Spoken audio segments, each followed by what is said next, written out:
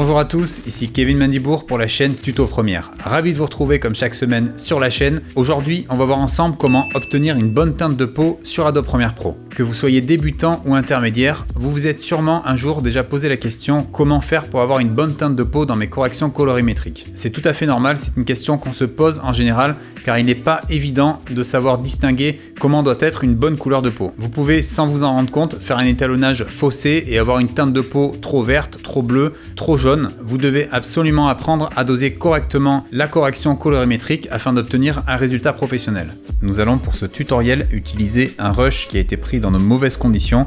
Vous voyez ici, il s'agit d'un plan extérieur. L'image paraît un peu trop bleutée, la peau n'a pas une teinte naturelle, vous pouvez le remarquer facilement, et la luminosité a l'air assez faible. Tout d'abord, il peut ne pas être facile, surtout quand on est débutant, de remarquer ce qui ne va pas dans une image. C'est la raison pour laquelle dans cette vidéo, vous allez apprendre à lire correctement les outils indispensables à la correction colorimétrique. Dans un premier temps, vous allez dans Fenêtre, Espace de travail, et vous sélectionnez Couleur. Vous arrivez sur l'outil Couleur Lumétrie, disponible sur Premiere Pro et qui vous sera indispensable pour toute correction colorimétrique. Comment lire ces données ici? Dans un premier temps, vous avez le vectoroscope. Donc pour l'afficher, vous faites clic droit et vous cliquez sur vectoroscope YUV. Ce vectoroscope va vous informer de l'image. Alors à noter, le petit quadrillage ici en blanc, ce sont les normes broadcast, c'est-à-dire que pour les télévisions, vous ne devez pas dépasser cette limite. Vous avez ensuite les informations de couleur, rouge, magenta, bleu, etc. Cela vous donne la dominante générale d'une image. Pour l'instant, on ne peut pas trop bien lire les infos puisque l'image est totalement sous-ex.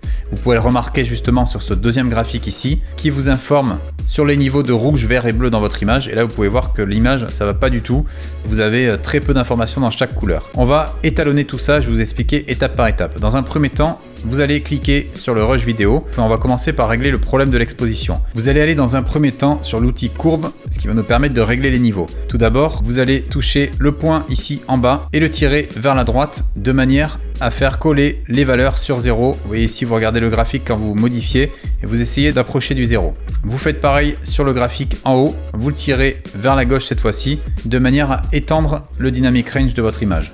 Alors comme vous pouvez voir, il y a des zones surexposées dans l'image, ces dernières ne seront pas rattrapables, ça c'est au niveau du tournage qu'il faut le voir, mais déjà l'image est nettement mieux, vous pouvez voir avant-après, vous avez quelque chose comme ça, et là vous avez déjà toutes les couleurs et toutes les textures qui ressortent. Maintenant que nous y voyons plus clair au niveau des valeurs, on va venir corriger la peau du personnage. Je vous invite avant toute chose à régler la température ici, et à essayer d'avoir le même niveau de rouge, de vert et de bleu dans votre image. Ça sera déjà une première étape de fait sur la couleur. Petite pause dans cette vidéo pour vous parler de l'école des vidéastes. Cette formation à la vidéo 100% en ligne vous aidera à progresser même si vous débutez totalement dans le domaine. Elle contient actuellement plus de 700 vidéos tutoriels, des centaines d'exercices pratiques pour tester ses connaissances ainsi qu'un mentoring en ligne. La formation est régulièrement mise à jour afin que vous puissiez rester informé des nouveautés du milieu. Je vous ai mis dans la description un lien pour visionner 1 heure gratuite de présentation de cette formation. Cela vous permettra d'en savoir un peu plus. Vous pouvez voir ici, j'ai rapproché tous les graphiques et on a donc une image beaucoup plus harmonieuse.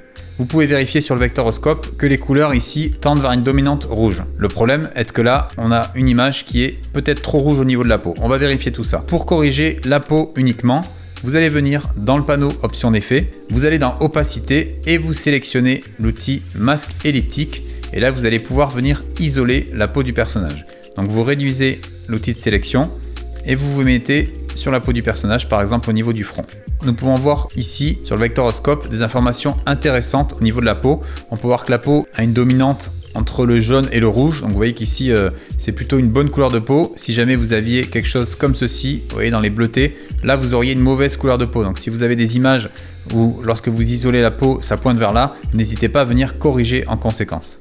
Vous allez maintenant pouvoir étendre la zone pour afficher le visage entier du personnage pour voir les dynamiques de votre image. Et vous voyez que là, ça tend vers le rouge.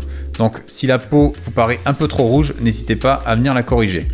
Pour corriger la teinte de peau, vous allez dans les courbes et vous allez vous diriger vers teinte versus teinte. C'est un outil très utilisé en étalonnage. Vous cliquez sur la petite pipette, vous allez sélectionner la peau au niveau du front par exemple et vous relâchez. Vous allez pouvoir étendre légèrement la zone de sélection.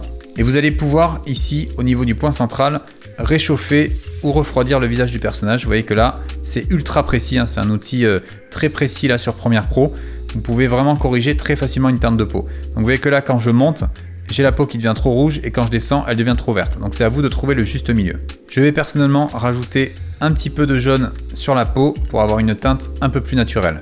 Je vais maintenant sélectionner l'outil teinte versus saturation. Je vais sélectionner là encore une fois la peau et je vais pouvoir ajuster le tout de manière à avoir la couleur de peau la plus réaliste. Ici, je vais réchauffer légèrement pour avoir une bonne couleur. Pour terminer, je vais dans teinte ou luma.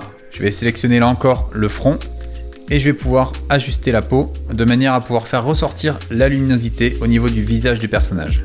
Vous allez pouvoir maintenant supprimer le masque. Vous avez maintenant une couleur de peau beaucoup plus réaliste, vous voyez par rapport à avant. Je vais vous montrer, si je désactive l'étalonnage, vous avez quelque chose comme ceci. Alors vous voyez, on ne s'en rend pas compte avant d'avoir fait l'étalonnage. Là ici, on avait quelque chose de très fade, très bleuté et en plus sous-exposé.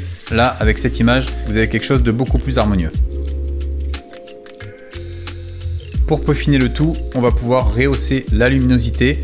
Je retourne dans mon outil courbe et je vais pouvoir ici remonter un petit peu la highlight. Vous avez une image plus riche. Et l'étalonnage est à présent terminé.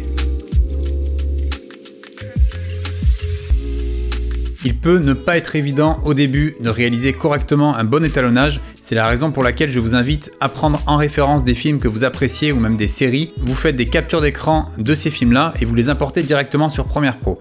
Cela vous permettra d'avoir une référence de base pour votre étalonnage. Vous saurez ainsi si vous partez dans la bonne direction ou non. Cette vidéo est à présent terminée, j'espère qu'elle vous a plu. Si c'est le cas, n'hésitez pas à laisser un petit pouce bleu. Vous pouvez également vous abonner à la chaîne et pensez bien à activer la cloche pour recevoir les notifications à chaque sortie de nouvelles vidéos. Vous pouvez me retrouver sur les réseaux Instagram, Twitter et Facebook et je possède également un site internet sur lequel vous retrouverez tous mes travaux ainsi que mon actualité. Je vous dis à mercredi prochain pour une nouvelle vidéo. D'ici là, n'oubliez pas, restez créatifs.